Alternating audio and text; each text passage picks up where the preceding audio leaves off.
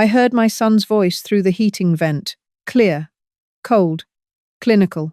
She's 71, Maria. She probably has, 10 years left? Maybe 15 if we're unlucky. We need that condo now while we can still use it. My daughter-in-law responded, her voice equally calculating. But David, she's still sharp. She won't just hand it over. Then we make her think it's her idea. Tell her she's becoming a burden. Plant the seed that a nice assisted living facility would be better for her health. Hell, we'll even take her to visit a few. Once she's out, we renovate, flip it, and walk away with 800 grand. Easy.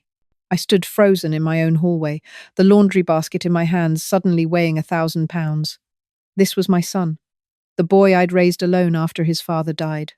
The child I'd worked double shifts as a nurse to put through law school. My name is Patricia Williams. I'm 71 years old, and I just discovered my son wants to steal my home. Let me back up. 3 years ago, I lost my husband Robert to a sudden heart attack. We'd been married for 42 years. After he passed, I thought about moving. But this condo in Boston held too many memories. Robert and I had bought it in 1995, paid it off in 2015. It's mine, free and clear. Worth about $600,000 now, which apparently makes it very attractive to my son and his wife. David is a successful attorney. Or at least, that's what I thought. He drives a Mercedes, wears expensive suits, sends Emma to private school. Maria is an architect with her own firm. They live in a beautiful colonial in Newton. From the outside, they have everything. I should have seen the signs earlier.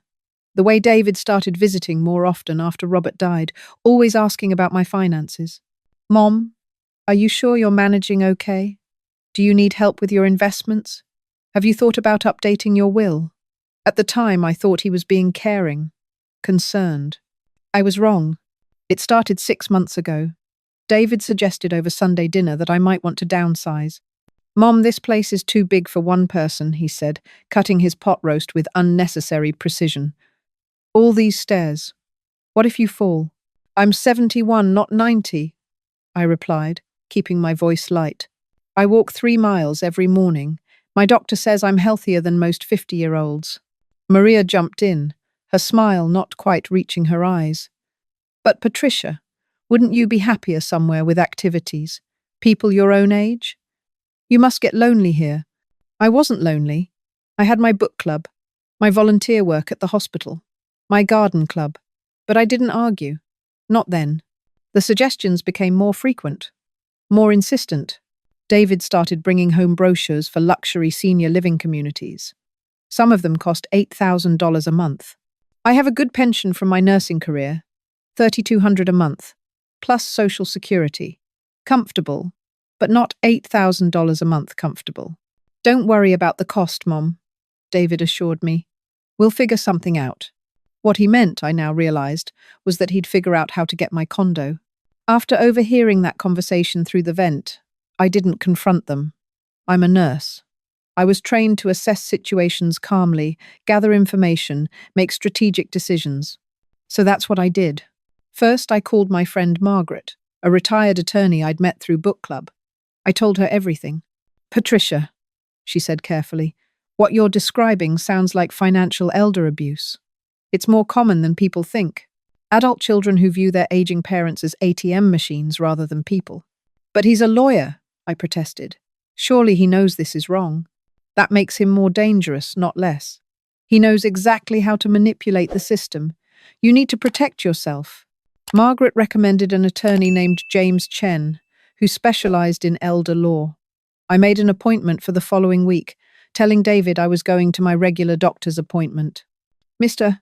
Chen was younger than I expected, maybe 40, with kind eyes and a firm handshake. I told him everything, including what I'd overheard. He listened without interrupting, taking notes. When I finished, he leaned back in his chair. Mrs. Williams, I'm going to be direct with you. Your son and daughter-in-law are planning to commit elder abuse. What you've described is a textbook case of financial exploitation. Now, let me ask you some questions. Has David asked you to sign any papers recently? Power of attorney? Has he offered to help manage your accounts? I thought back. He did suggest last month that I should add him to my bank account, just in case something happens. I said I'd think about it. Don't do it. Mr. Chen said firmly. Once he has access to your accounts, it becomes much harder to prove theft. Now, here's what we're going to do. Over the next hour, he laid out a plan. First, we'd update my will, making it crystal clear that the condo would go into a living trust with my granddaughter Emma as the sole beneficiary when she turned 25. David and Maria would get nothing except a nominal $1, which would prove I hadn't forgotten them, just chosen to exclude them. Second, I would document everything. Every conversation, every pressure tactic, every manipulation attempt. Third, and this was the part that made my heart race, I would record our conversations. Massachusetts is a two-party consent state, meaning I couldn't secretly record them. But Mr. Chen had a solution. You tell them you're recording. You say you're getting older and your memory isn't what it used to be, so you want to record family discussions to remember them better. Most people forget about the recorder after a few minutes. I left his office with a plan and a small digital recorder. That Sunday, when David and Maria came for dinner, I placed the recorder on the coffee table. "What's that?" Maria asked, eyeing it suspiciously. "Oh, it's a little recorder Emma got me for my birthday," I said cheerfully. Emma's birthday gift to me had actually been a beautiful scarf, but they didn't know that. My memory isn't what it used to be, and I want to remember our conversations. You don't mind, do you? I watched David and Maria exchange a glance. David shrugged. "Of course not, Mom. Whatever makes you comfortable." They thought I was getting senile. Perfect. Dinner went normally until Maria brought up the subject again. "Patricia, David and I have been talking. We really think you should visit Brookside Gardens. It's a beautiful assisted living facility in Wellesley. 5-star ratings. We could schedule a tour for next week." "I appreciate the concern," I said, serving the apple pie, "but I'm perfectly happy here." "Mom," David's voice took on an edge, "you're not being realistic. What if you fall? What if you have a medical emergency? This place has stairs.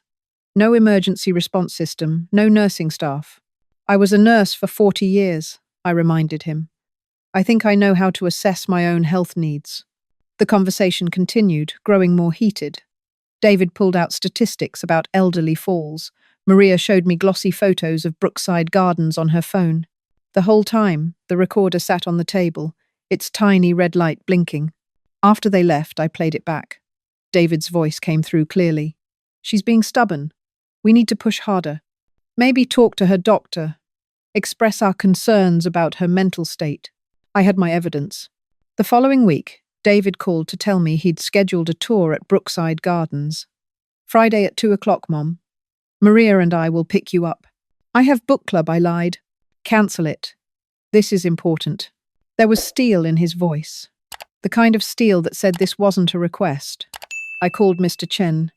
"He's escalating. What do I do?" "Go on the tour," he advised.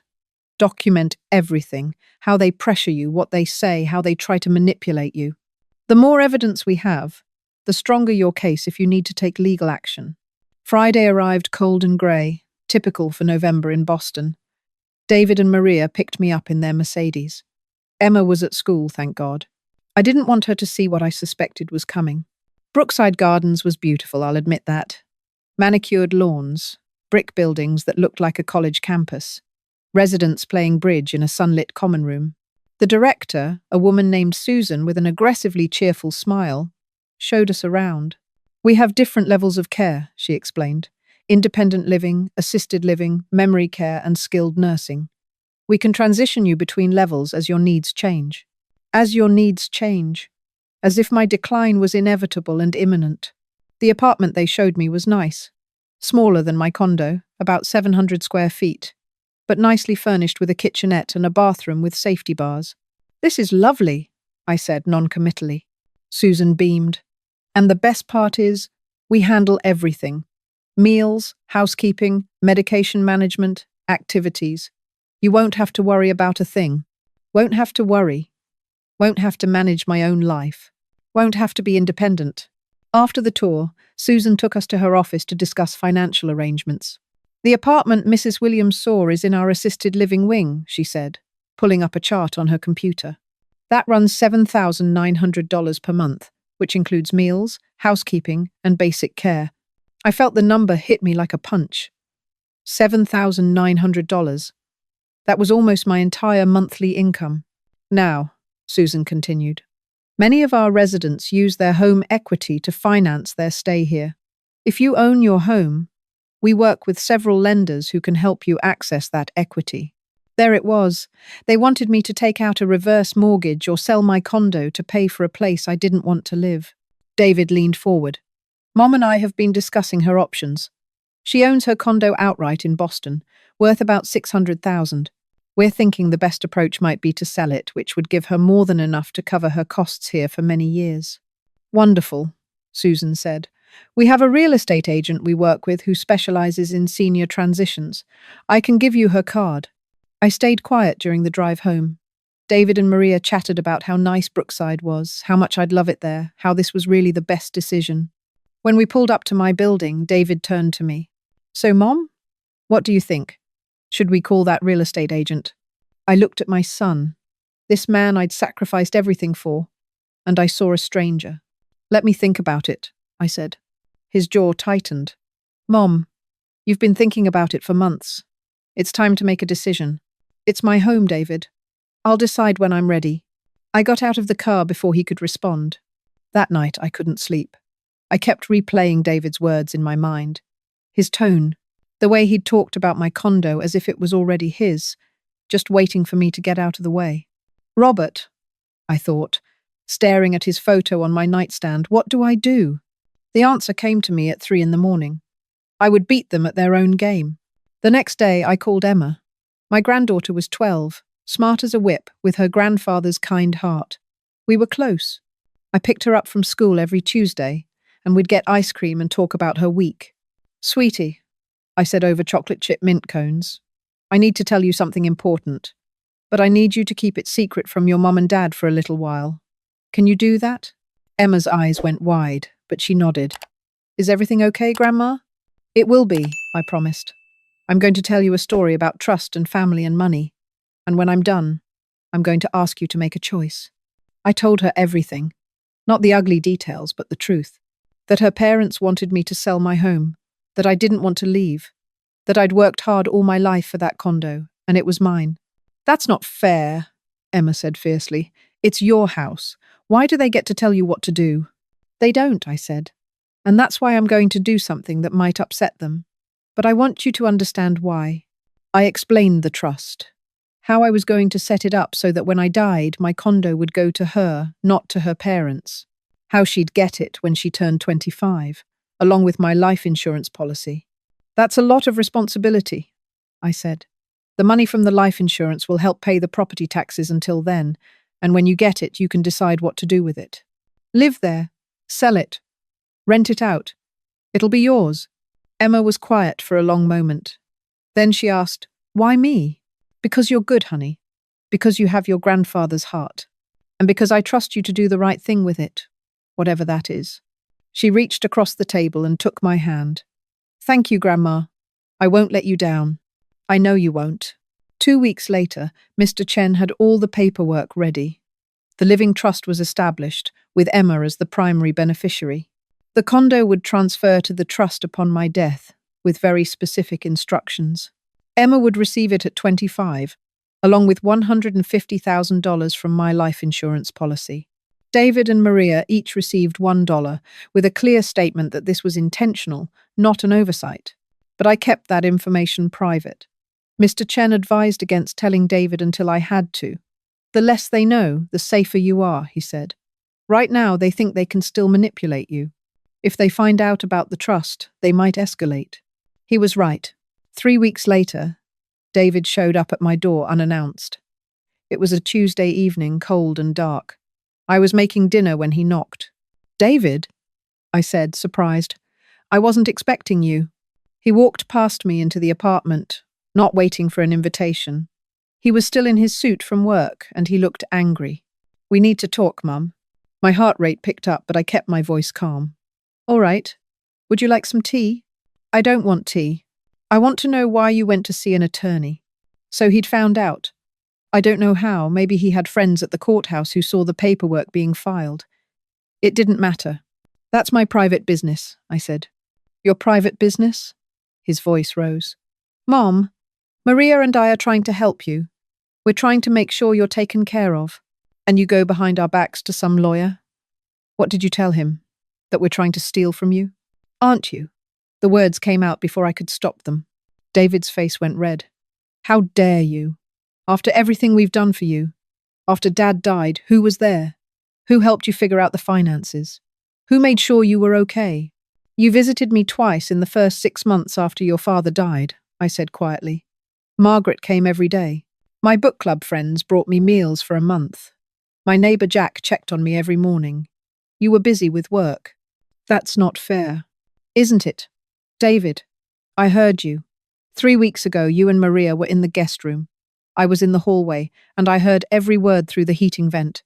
About how you wanted to get me into assisted living so you could sell my condo. About how you have maybe 10 or 15 years to wait. About flipping it for $800,000. The colour drained from his face. Mom, that's not. And you misunderstood. I recorded it, I said. Everything. That conversation and every conversation since. Every time you pressured me about Brookside. Every manipulation tactic. I have it all. For the first time in my life, I saw fear in my son's eyes. What are you going to do? He asked. I've already done it. I've updated my will. The condo goes into a living trust. You're not getting it, David. Not now, not ever. You can't do this. I already did. And if you try to fight it, I'll make sure every lawyer in Boston knows what you tried to do. How a successful attorney tried to financially abuse his own mother. How will that look to your partners, your clients? He stood there, shaking with rage. You're making a mistake. No, I said. I made my mistake 30 years ago when I believed unconditional love meant letting you take whatever you wanted. I'm fixing that mistake now. David left without another word. He slammed the door so hard a picture fell off the wall. I called Emma that night. Sweetie, things are going to get difficult for a while. Your dad is very angry with me. I know, she said. He came home and yelled at Mom. I heard him say something about you being ungrateful. My heart broke. I'm sorry you have to see this. Grandma, Emma said firmly, I'm not a little kid anymore. I know what's going on, and I'm on your side. 3 days later, Maria called. Her voice was cold, professional. Patricia, we think it's best if we have some space right now. David is very hurt by your accusations. We won't be coming to Sunday dinners for a while. I understand, I said. And I think it's best if you don't see Emma for now either. We don't want her caught in the middle of this. That hurt. That hurt more than anything else. She's my granddaughter. You can't keep her from me. We're her parents. We can make decisions about who she spends time with. Goodbye, Patricia. The line went dead. I cried that night. For the first time since this whole nightmare started, I broke down and cried. Not for my son, but for Emma. For the relationship that might be destroyed because of David's greed. But Emma was smarter than her parents gave her credit for. The following Tuesday, at 3:15, my doorbell rang. I opened it to find Emma standing there, still in her school uniform, her backpack on her shoulders. I walked here from school, she said. It's only 1.5 miles. Can I come in? I pulled her inside and hugged her tight. Does your mother know where you are? I texted her that I was going to the library. I'll tell her the truth later, but I needed to see you.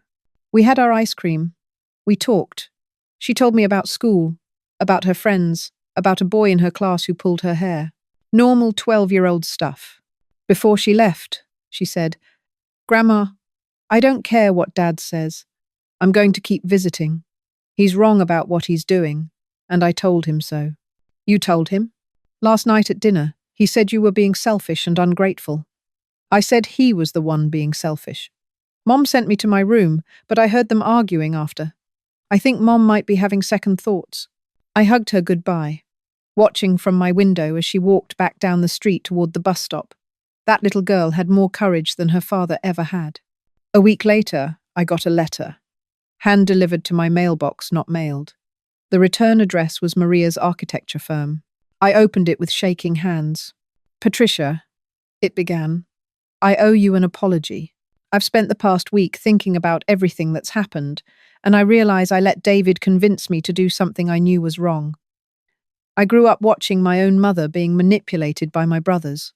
I swore I'd never do that to someone else. But I did it to you, and I'm ashamed. I won't make excuses. I was thinking about the money, about what we could do with it, about the opportunities it would give Emma. I wasn't thinking about what it would cost you. Your home, your independence, your dignity. I'm sorry. I've told David I won't be part of this anymore. I can't speak for him, but I wanted you to know that I see what we did and I'm sorry. It was signed simply, Maria. I read it 3 times. Then I picked up the phone and called her.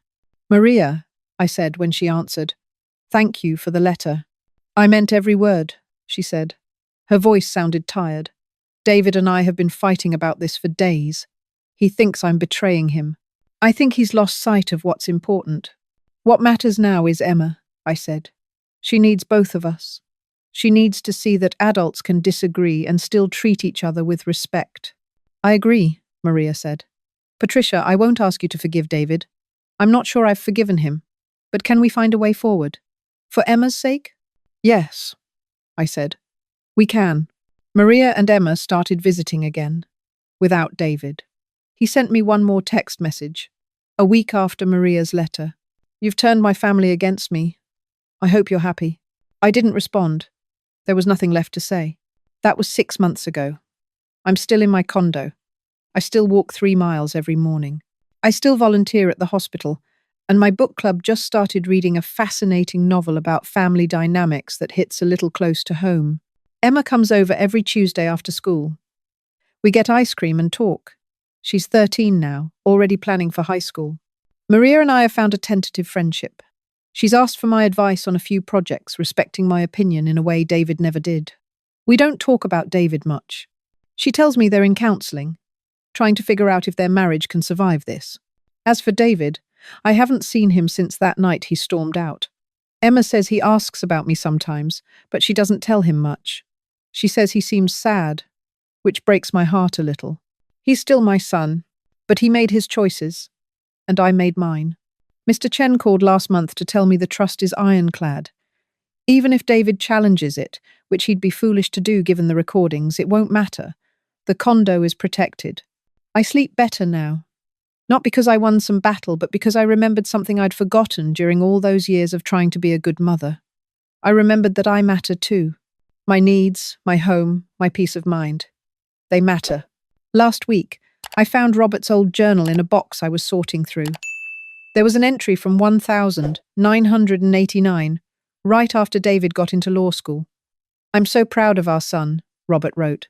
But I worry sometimes that we've given him so much. He doesn't understand what it means to work for something, to sacrifice. Patricia would give him the world if she could.